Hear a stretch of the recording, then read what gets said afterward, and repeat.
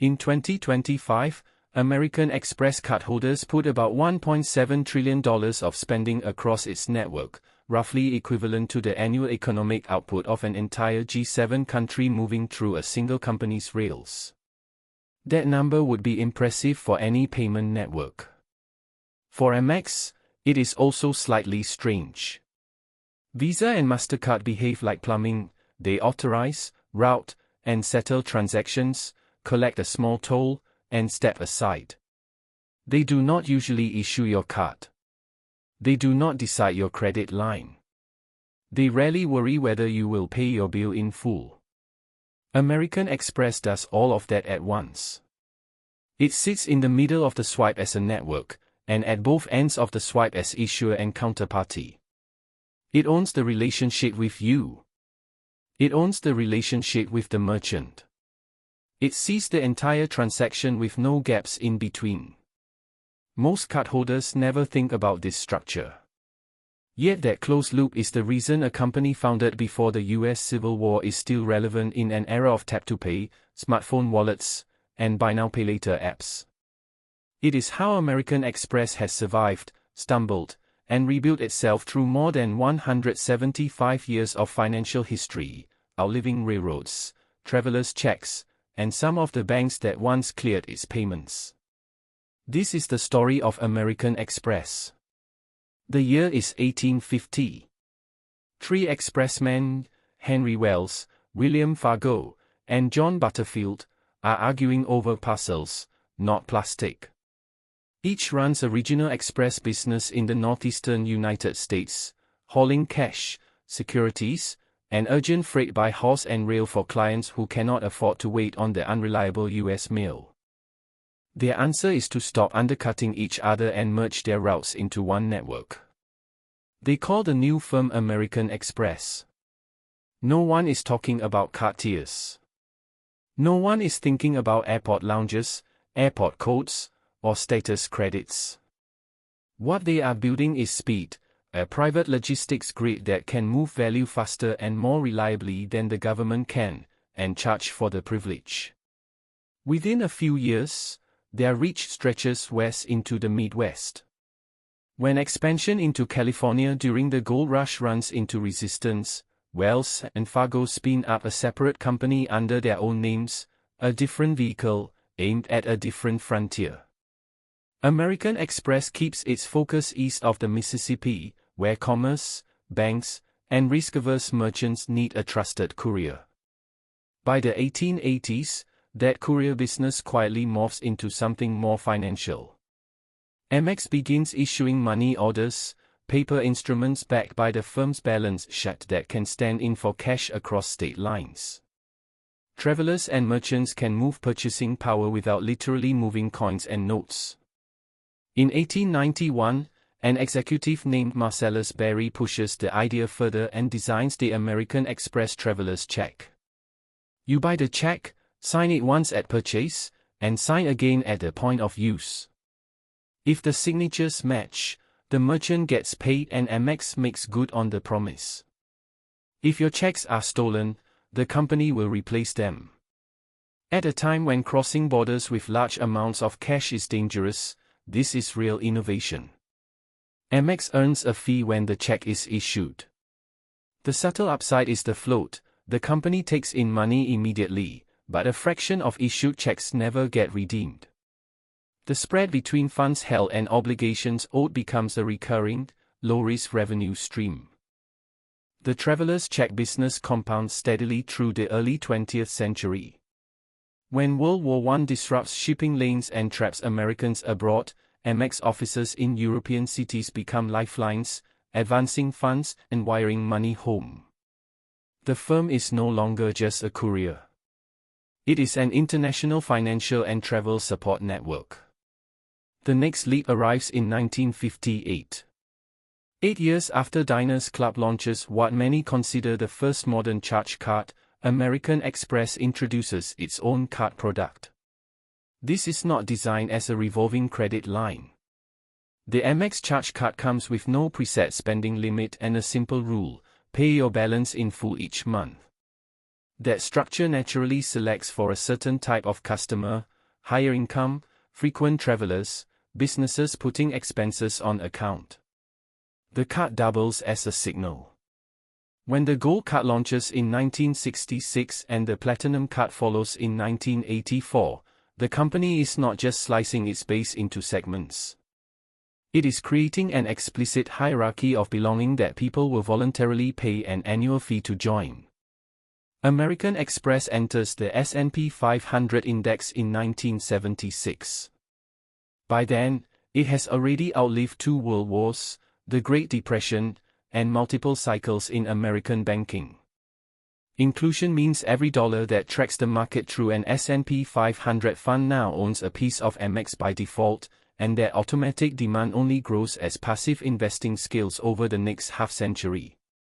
The index is not a museum. Companies come and go as they merge, shrink, or fail the profitability and size screens. Amex manages to stay in the S&P 500 for nearly 5 decades without being ejected, through interest rate spikes, credit panics, and new payment technologies. There is one incident worth detouring for before moving forward. In 1963, a commodities trader named Anthony De Angelis inflates the value of vegetable oil using forged warehouse receipts. He borrows heavily against these phony inventories, including loans backed by receipts issued by an American Express subsidiary. When the fraud unravels, the collateral is exposed as largely worthless. Amex's reputation takes a direct hit, and the stock price is cut roughly in half. In Omaha, a 33-year-old partnership manager studies the situation and draws a different conclusion. The core Travelers check and card franchises still look intact. The scandal appears contained to a specific unit. He deploys a substantial portion of his fund into Amex stock. His name is Warren Buffett. Over time, the vehicle he uses, Berkshire Hathaway, builds and then holds a stake that eventually makes it one of American Express's largest shareholders. The position survives not just that scandal, but subsequent recessions, regulatory shifts, and the rise of digital payments. The point is not that any single investor is infallible. It is that someone whose framework centers on durable, compounding advantages has repeatedly chosen not to exit, even when the narrative around cards, banks, and payment networks changes. That persistence is data about the underlying business. To understand what differentiates American Express, it helps to start with what its biggest rivals do not do. Visa and Mastercard run open networks. Banks issue cards on their brands, extend credit, and absorb credit losses. The networks provide authorization, clearing, settlement, and global acceptance, taking a fee on each transaction and leaving the rest of the economics, and most of the risk, with the issuing banks. American Express runs what is often called a closed-loop model. For most of the portfolio, Amex itself issues the card, sets terms, owns the customer account, and negotiates directly with merchants over acceptance and fees. The same entity that sends you a card is the one routing the transaction and the one that gets paid by the merchant on the other side. This architecture has 3 major revenue engines. First, merchant discount revenue. Historically, Amex's merchant fee, the percentage the merchant pays on each transaction, has been higher than those of Visa and Mastercard. Many merchants have complained about this. Some refuse to accept Amex entirely. The company's consistent answer is that its card members spend more per transaction and more per year than the typical cardholder, and that the higher fee is the price of admission to that cohort. Second, annual and other card fees. A large portion of Amex products carry annual fees, particularly at the premium end of the portfolio. The Platinum Card's fee climbs into the mid-hundreds of dollars, offset by a mosaic of travel, lifestyle, and statement credits that soften but rarely fully neutralize the cost for most users. The chase for those credits, airline incidentals, hotel benefits, dining offers, keeps card members engaged with the product and more likely to route additional spending through the network. Third, lending income. Though the brand identity was built on the idea of a charge card with no revolving balance, American Express also runs a substantial credit card book, including co-branded products with airlines and hotels. Card members who choose to revolve balances or finance purchases pay interest, which becomes another leg of revenue alongside fees and discount income. The closed loop adds one more ingredient: data. Because Amex sees both sides of each transaction on cards it issues, what was spent, where, and when, tied back to a specific account, it can build unusually granular spending profiles.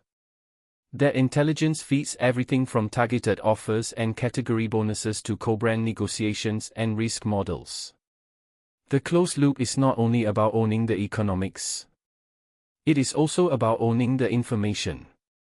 Companies do not reach their 175th year without gathering vulnerabilities along the way. American Express has several. The first sits in its own strength: premium customers. For decades, if you wanted a high-end, travel-centric card in the US, Amex was the default.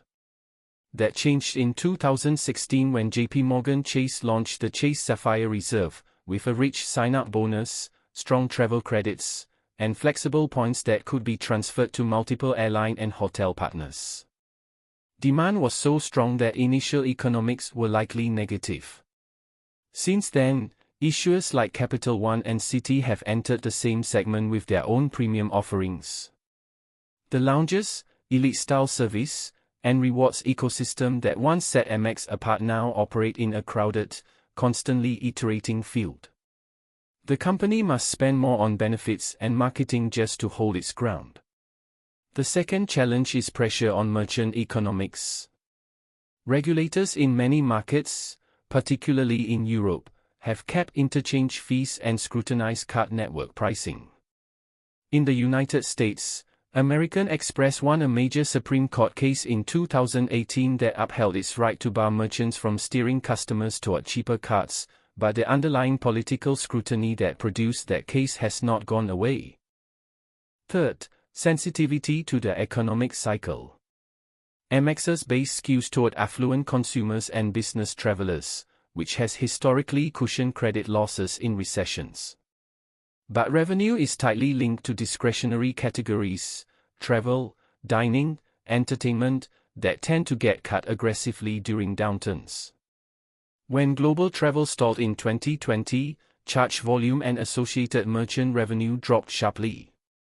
Finally, there is the broader question of payments disruption. Installment platforms, digital wallets, account-to-account payment schemes, and various attempts to move value on blockchains all compete, in theory, for the same transaction that might otherwise run over a card network. None of these has displaced traditional card rails at scale yet. The question is whether a closed-loop model built on institutions, contracts, and cards can adapt if the locus of consumer payments shifts meaningfully elsewhere. The reasons to be cautious about Amex are real. So are the reasons some investors think the story still has a long runway. One is demographics and behavior. Millennials are now deep into their working years and, in aggregate, command significant income. Survey data and spending trends suggest this cohort prioritizes experiences, travel, dining, live events, and cross-border trips, the exact categories where Amex's network economics are strongest and its rewards most salient. Amex has been explicit about aiming younger with many of its products, digital channels, and co-brands, and has reported that a meaningful portion of new accounts in recent years have come from customers under 35. Once a card integrates into someone's financial habits, automatic payments, save cards in apps, a balance of points, switching costs rise. International growth is another leg. American Express is still most entrenched in the US, with brand recognition and acceptance lagging in many other markets. As middle and upper-income consumers in regions like Southeast Asia, Latin America, and parts of Africa grow more affluent and travel more, the potential customer base for a premium charge or credit card expense. Amex has responded by building local partnerships and co-branded products with airlines, hotels, and banks in these markets. There is also the business-to-business layer. Corporate cards, small business products, and B2B payment offerings account for a large slice of Amex's build business. Shifts towards centralized expense management and virtual cards for corporate procurement play to the strengths of a network that can couple detailed transaction data with policy controls and reporting. And in the background, again, is the long-running Berkshire stake. Not as a signal to copy, but as context. The same shareholder base that thinks obsessively about insurance float, network effects, and brand resilience has chosen, repeatedly, to keep American Express as a core holding through structural shocks to the financial system. American Express begins as a freight company beating the Postal Service on speed. It invents a safer way to carry money across borders and quietly turns unused travelers' checks into float. It enters the card business with a product you are supposed to pay in full every month and succeeds in charging people extra for the privilege of using it. It almost comes apart in the 1960s over a commodities fraud that has nothing to do with charge cards. A young investor buys heavily into the panic and never really lets go. Over the decades that follow, the company survives the slow decline of travelers' checks, the rise of debit, the arrival of digital wallets, and a global shutdown of the travel categories that power its economics.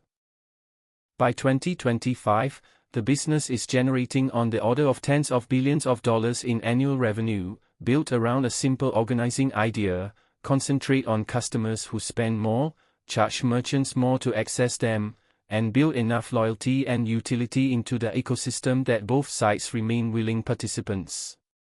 Whether that model holds over the next decade depends on variables nobody can forecast with certainty. Will regulators compress merchant economics further? Will premium card competition permanently erode Amex's differentiation? Will the next generation of payment infrastructure make card networks feel as dated as paper checks?